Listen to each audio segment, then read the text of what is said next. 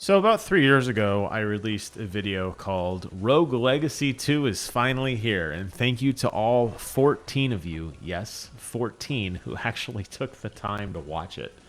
When that video launched, Rogue Legacy 2 was still in an early beta. It was an exclusive on the Epic Games Store, and it had no console port or announcement date in sight. I stuck with the game for about 5 months after that as it went through a series of incremental updates, including new areas of content, new castle upgrades, new skill trees, and the like. And ultimately, I realized that the game would be more enjoyed, at least by me, to wait until it was done. So I quit playing.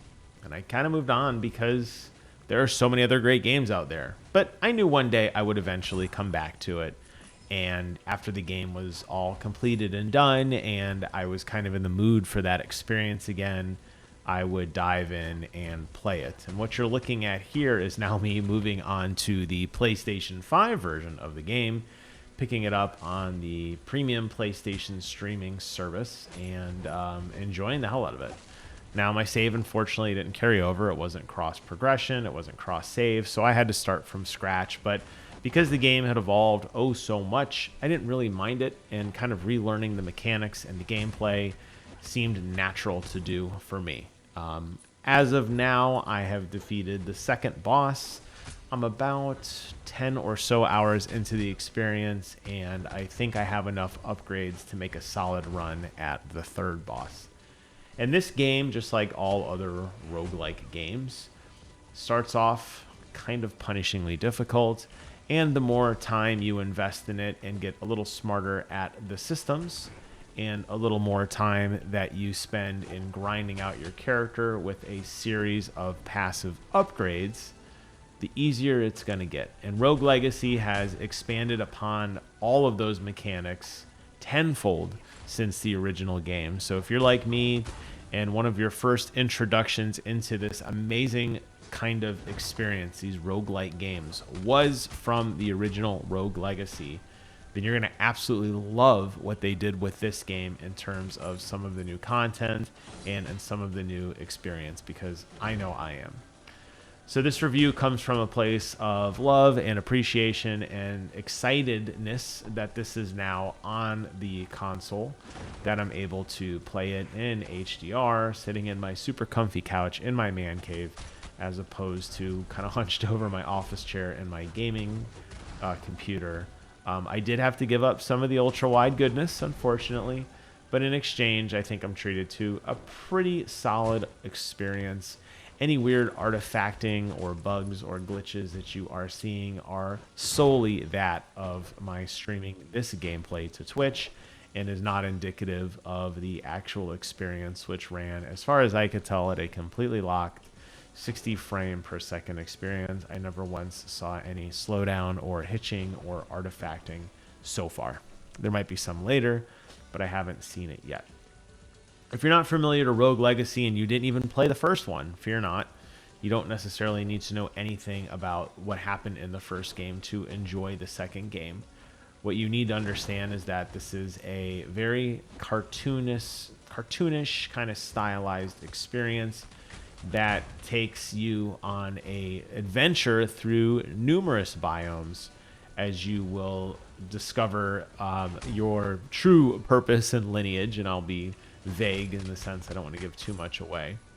But you basically play the game through a series of ancestors and descendants who are kind of stuck in this kind of world until the game is beaten, obviously, or at least that's what they want you to believe. Each ancestor is kind of a descendant of the first, and that's how they canonically explain, at least, why certain upgrades and things that you have learned pass on to you, your future self, your future generation. So that part is okay. Additionally, you're going to get to unlock a bunch of new different abilities. And just like in life, as humanity evolves, so too does your kind of family tree evolve. And You'll find ancestors who were just initially basic warriors will evolve into other things, like you're looking at a mage here, or an archer, or a chef, or a dragoon, just to name a few of some of the characters that you'll unlock. Each of them come with their own unique strengths and weaknesses. Each of them has some sort of melee attack, or at least a close range attack, I should say. All of them have some sort of magic spell, which is great. And all of them are, not the most strong people in the game. You're going to take punishment quickly, and you're going to die quickly if you're not paying attention. There are some abilities later on you get in the game, some passive abilities that will help you slowly regenerate some of your health pool. You'll find various food items throughout the world that can also be used to help you get your food back as well. But ultimately, this game will punish you if you make too many mistakes, and you will die. And you will die quite a bit, and you will pick a new ancestor, and you will start the adventure anew with all of the upgrades that you locked from before. You see, every time you play, you're going to get gold. And gold is kind of the main currency of this game. There are other currencies, such as pieces of iron, which are used to upgrade. But ultimately, you're going to spend most of your time in that gold realm, which is going to allow you to upgrade various passives and permanent abilities that are going to make your subsequent runs more enjoyable. And when you die, you take all that gold. Whatever you can't spend, you lose. And you rinse and repeat until you get smart enough or strong enough, or both, to tackle some of the harder game challenges. Since this game is broken up into distinct biomes, later on you will meet a character, the Pizza Girl, and the Pizza Girl will allow you to fast travel, for the right price of course, between various biomes. You don't have to beat biome 1 to get into 2, to get into 3, etc.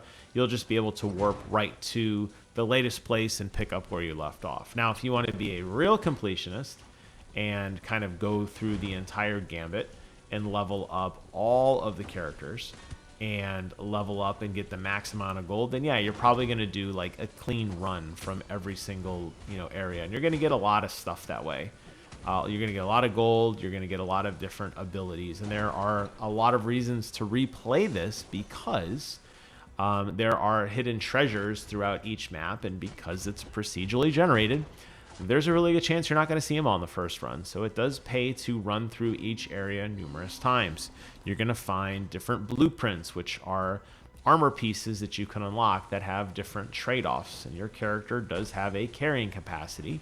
And depending on what pieces of armor you upgrade will determine what buffs your character is going to get on that particular run-through, which is actually really, really cool.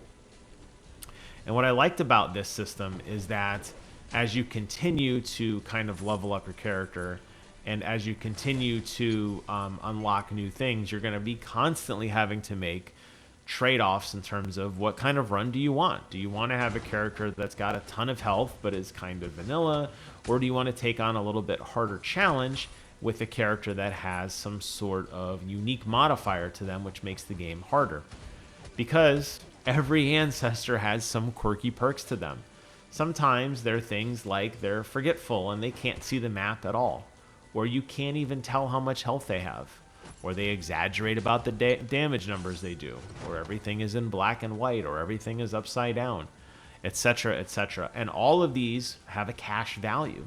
So if you end up finding a character that has a insane cash multiplier, you might not want to spend that run on going straight to a boss. You may want to spend it grinding through some of the earlier levels, racking up as much gold as humanly possible, such that you can make some really fat upgrades for that perfect character that is going to get you where you need to be. And that is such a cool thing about this game, and that is why I love this whole experience so much, because it really is such a, you don't know what each run is going to be. You really don't until you start playing. Going back to the upgrades outside of your character progression in terms of the traits that you have and the skills that you've unlocked, the different armor pieces will give you different statistics as well. And then on top of that, inside of each run, you're going to be given choices using this resolve system to make some pretty difficult trade-offs. Like, hey, we're going to allow you the ability to regenerate health faster, but it's going to come at a cost. You're going to lose a spell, or you're going to have less mana, or your health pool is going to diminish. You can do these trade-offs or not. It's up to you. They're purely modifiers, but as with a lot of these roguelike games, getting that perfect build in place and getting that perfect synergy in place might be the difference between you surviving that one final shot from the final boss as opposed to dying, or giving you some really cool ability that you might not have previously had. Additionally, there are challenges baked into this, which will allow you to unlock new passive abilities, such as the ability to air dash or the ability to bounce higher, which they call a void jump over certain objects. Lots of really cool stuff in this game to uncover and explore. And I think it's very accessible. I think that's what I loved about the original so much. As somebody who hadn't played a roguelike game before and didn't really understand it, the mechanics were not overly difficult. The concept is pretty straightforward. It gets into the action very quickly. There's a very basic tutorial which explains the basic abilities, and then everything else that you have to kind of uncover and learn throughout the adventure is made pretty clear. There are, of course, these kind of odd, unique challenges and these cute little Easter eggs that are buried in the game, but you're not going to miss those on a casual playthrough, and it's not going to greatly impact your performance to where you're going to say, oh, this isn't for me, or I feel like I'm not getting the same game experience as someone else, because that's not true. So that's what I love so much about this game, is the accessibility. But at the same token, spending some time and really upgrading your character and getting good at a particular class, like I love the chef, for example, which has a built-in, he uses a frying pan, which does small damage over time to enemies. It's phenomenal against bosses because you could hit them and kind of run away, or cook up ingredients to make different health potions. It's fun. Once you find that you're a character you're good at, you're going to quickly realize before a run begins, as you choose who you want to play with, what you're going to be doing, and it's going to kind of, I think, really shape kind of how you enjoy this experience. So I love this game. I'm so glad that this exists on console. I'm so glad that they finished all of the massive development that went into this. And, watching this game evolve over time was interesting, from the early access side. But thankfully, now that all that is kind of firmly in the rearview mirror, we can just enjoy the game for what it is. I know a lot of people have probably moved on from this experience because it has been done. It wasn't like this just finished yesterday. It's just it came back onto my radar yesterday, and I realized I hadn't done like a really formal rediscussion on it because I think it warrants that. And I think this game does deserve to be considered one of the better roguelike games that exists. There's some good ones out there for sure. But I definitely feel like this is one that should rise to the top of anyone's list because of just how charming it is and how well it works for what it's trying to do.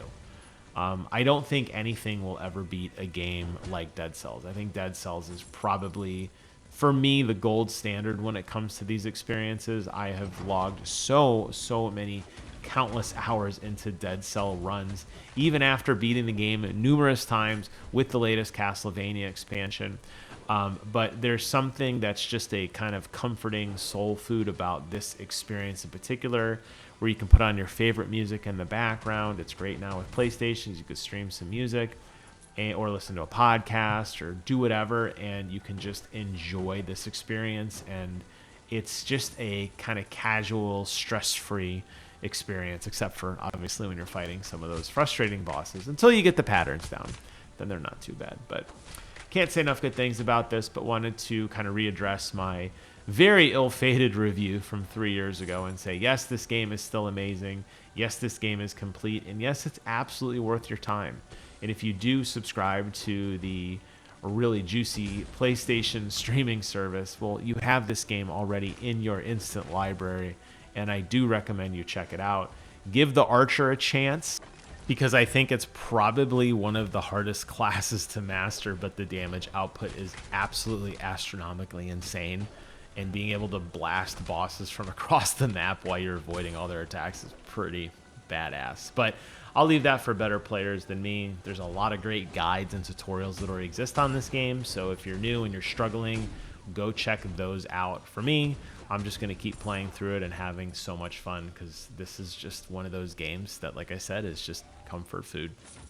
That wraps up today's review. Hope you guys found this video interesting and informative. Thank you so much for watching. Take care of yourselves, and until next time, I will see you guys on the other side.